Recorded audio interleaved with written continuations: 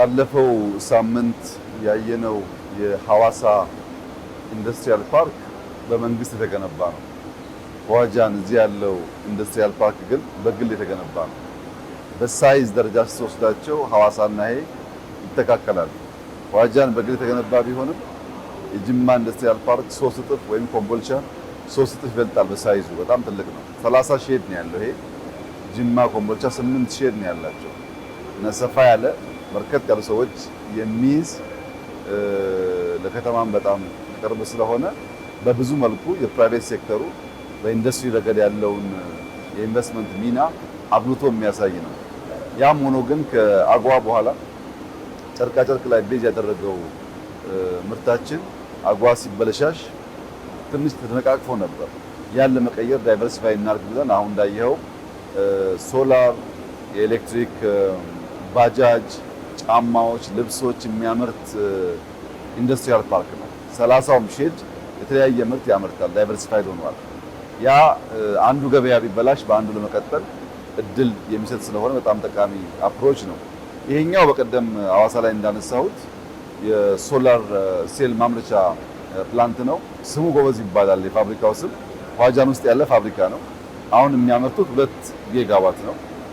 ሁለት ተጨማሪው ፌስ 2 ደግሞ 2 ጊጋዋት በቅርቡ ይጀምራል። በሚቀጥለው ዓመት እሱም ያልቃል። 4 ጊጋዋት ነው እዚህ ቦታ የሚመረተው። ሶላር ሴል እንግዲህ በአጭር ጊዜ የጀመርነው ዓመት ገደማ ቢሆን አጠቃላይ ስራ ከጀመር አሁን በጣም እየሰፋ ነው ያለው።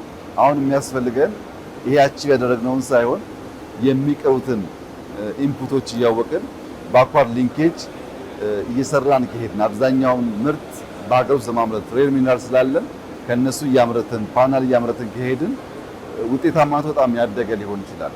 አሁን የተገኘው ውጤት በጣም ኢምፕሬሲቭ ነው። ቬትናም ያየነውን እና የተደመምንበትን ነገር በሙሉ ኢትዮጵያ ውስጥ ማድረግ ችለናል። ማስፋቱ ቀጣይ ስራ ይሆናል።